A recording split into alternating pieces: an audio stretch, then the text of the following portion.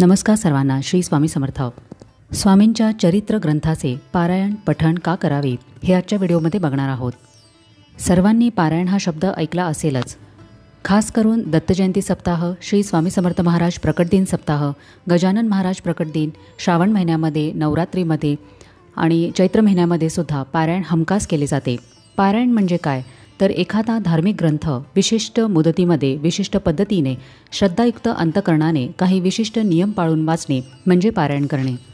पारायण का करावे तर आपले गुरु, संत किंवा कोणतेही देव यांचे चरित्र, त्यांची शिकवण समजून घेणे आणि त्यांनी सांगितलेल्या योग्य चांगल्या मार्गावर चालणे यासाठी पारायण करावे. फक्त एखादा दुसरा व्यक्ती करतो आहे म्हणून पारायण करणे किंवा दुसऱ्यांची वाहवा मिळवण्यासाठी पारायण करणे, प्रसिद्धीसाठी किंवा बोध आणि शिकवण न घेता केलेले वाचन हे पारायण नसते. पारायणाचेही अनेक प्रकार आहेत. 1 दिवसीय पारायण, 1 आसनी पारायण, सप्ताह पद्धतीचे पारायण, 3 दिवसीय पारायण किंवा चक्री पारायण, संकीर्तन पारायण, सामूहिक पारायण. आपण जेव्हा पण स्वामींचे पारायण करतो तर त्यांचे चरित्र समजून घ्यावे. पारायण करण्याआधी मराठी कथासार उपलब्ध असेल तर तोही नक्की वाचावा. मग पारायण करताना आपल्याला आपण काय वाचत आहोत हे आणखीन व्यवस्थित कळते. यामुळे सर्व प्रसंग आपल्या डोळ्यासमोर उभे राहतात. आपण वाचनामध्ये तल्लीन होतो, मन एकाग्र होते आणि आपल्याला वाचनाची गोडी निर्माण होते. नुसते बोटे फिरवणे, घाई गडबड करून वाचणे, पारायण संपवण्यासाठी संपवणे, मध्येच इतरांशी कारण नसताना बोलणे, पारायण वाचण्याचा कंटाळा करणे हे पारायण करताना करू नये. स्वामींच्या कोणत्याही चरित्राचे पारायण करताना स्वामी कोण आहेत हे समजून घ्यावे. प्रत्येक प्रसंगातून आपल्याला काय बोध घेता येईल याचा विचार करावा. फक्त कथा वाचू नयेत.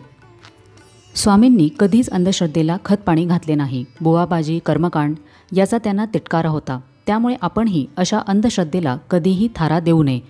त्यांनी नेहमी नामस्मरण करण्याला विशेष महत्त्व दिलेले आहे. आपल्या प्रारब्धाचे भोग कमी करण्यासाठी मनुष्याने सतत नामस्मरण करावे ही स्वामींची अत्यंत मोलाची शिकवण आहे. कधीही कुणाची निंदा करू नये, एखाद्याला अपशब्द बोलू नये, कारण यामुळे आपलीच पुण्यकर्मे त्या व्यक्तीच्या वाट्याला जात असतात. स्वामींच्या सेवेमध्ये आपले आचरण, आपली वागणूक ही चांगलीच असली पाहिजे आणि दुसऱ्यांचे आपले वर्तन हे नेहमी चांगले ठेवावे, आपली कर्म चांगली करावीत हेच महाराजांच्या चरित्रामधून शिकण्यास मिळते. पारायण काळातच नाही तर इतर वेळीही आपली वागणूक चांगलीच ठेवावी. आपल्या ज्ञानाचा, श्रीमंतीचा, सौंदर्याचा कधीही गर्व करू नये. हे वारंवार स्वामींच्या चरित्रातील अनेक गोष्टींमधून कळून येते. अशी दांभिक भक्ती, वस्तूंमध्ये मोजली जाणारी भक्ती काहीच कामाची नसते. उगीच करती दांभिक भक्ती, त्यावरी स्वामी कृपा न करीती. सद्भावी जे नमस्कारिती, त्यांवरी होती कृपाळू. महाराजांची सेवा ही खूप साधी सोपी आहे. फक्त श्रद्धा आणि विश्वास हेच महाराजांना त्यांच्या भक्तांकडून हवे असते. जो भक्त निस्वार्थी असतो, स्वामींची आज्ञा सत्य मानतो, स्वामींच्या शिकवणीपुढे ज्याला जीवनही तुच्छ वाटते, स्वामींचेच जीवनात प्रथम स्थान असते, म्हणजेच अनन्य भावाने महाराजांना जो समर्पण करतो तोच भक्त स्वामींना अत्यंत प्रिय असतो. स्वामींच्या विविध चरित्रांमध्ये विविध भक्तांच्या आलेल्या प्रसंगांवरून आपल्याला याचा बोध घेता येतो. दुसऱ्यांना लुबाडणे, गर्व करणे, फसवणूक करणाऱ्या व्यक्तीच्या पापाचा घडा एक दिवस स्वामी फोडतातच. असा भक्त कायमस्वरूपी स्वामीचरणांपासून दूर गेलेला असतो. एक स्वामी भक्त कसा असावा याचे सुंदर वर्णन श्री स्वामीचरित्र सारामृतातील 14व्या अध्यायामध्ये सांगितलेले आहे. स्वामी भक्तीचा प्रचार प्रसार करावा, पण स्वतः किती मोठे स्वामी भक्त आहोत याचा गाजावाजा कधीही करू नये. खरे करता करविता स्वामी आहेत हा समज आपल्या मनामध्ये दृढ करावा. स्वामी असे लाखो भक्त घडवतात आणि मोडतातही, त्यामुळे आपल्या भक्तीचा खोटा अभिमान कधीही करू नये. सध्याच्या धावपळीच्या युगामध्ये सांसारिक माणसालाही आणि इतरांनाही जर स्वामींची सेवा जमली नाही किंवा इतर अडचणींमुळे करता आली नाही तर मानसपूजा करू शकता. तीही स्वामींना अत्यंत प्रिय आहे. स्वामींच्या चरित्राचे पारायण, पठण, चिंतन करून मनन करावे. त्या व्यक्तीचे सर्व दोष नष्ट होतात.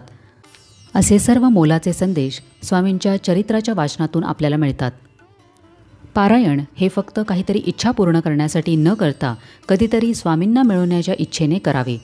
स्वामी हे आपल्या भक्तांवर किती कृपाळू, दयाळू, प्रेमळ होते हे त्यांच्या चरित्रामधून कळते. नियमाने केलेल्या ठराविक दिवसांच्या पारायणाने आपली वृत्ती, मन स्वच्छ व निर्मळ झाले असते. त्यामुळे अशा चरित्रांमधून बोध हा लवकर उमजतो. फक्त स्वामीच आपले सर्वस्व आहेत हे समजते.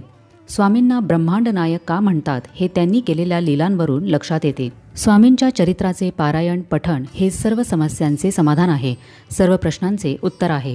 पारायण करणाऱ्या प्रत्येक व्यक्तीला महाराज त्याच्या स्वभाव, कर्म आणि गरजेनुसार मार्गदर्शन करत असतात. जर तुम्ही आत्मीयतेने पारायण केले तर स्वामींची ही सेवा वारंवार तुमच्याकडून घडत राहते आणि तुम्हाला त्याची गोडी लागते. स्वामी चरित्रामध्ये जे स्वामींचे भक्तगण झाले त्यांच्या निस्सीम भक्तीवरून हे शिकावे की स्वामींची सेवा आणखीन जास्त कशी करता येईल. स्वामी हे भक्तवत्सल, भक्ताभिमानी होते, आहेत आणि राहतील. स्वामींकडे त्यांचे नाव घेण्याची, भक्ती करण्याची बुद्धी मागावी. भक्तिमार्गात कधीही स्पर्धा करू नये, त्याने आपणच तोंडावर पडतो. अहंकाराने फक्त अधोगती होते. दैनंदिन जीवनामध्ये 24 तासांमधील 5 मिनिटे, 10 मिनिटे, अर्धा तास, 1 तास तरी स्वामी सेवेत लावावाच. बैठक मांडून स्वामींचे पारायण हे केलेच पाहिजे. एकदा एक आयुष्याला कंटाळलेली व्यक्ती महाराजांकडे आली. त्याला स्वामी म्हणाले, माणसाने मरायची इच्छा कधी करू नये. जगाल तर आणखीन सत्कर्म करायला मिळतील असा विचार मनात पाहिजे. आपल्या भोवतालच्या माणसाने मिळून मिसळून राहावे म्हणजे जीवनामध्ये त्रागा निर्माण होत नाही. धार्मिक सत्कर्म करायचे म्हणजे पारायणे, जप, नामस्मरण केले तर त्यात वाईट काय? यातून चांगलेच होईल, नक्की होईल. केलं तर होईलच. करून तर पहा आणि मग सांगा.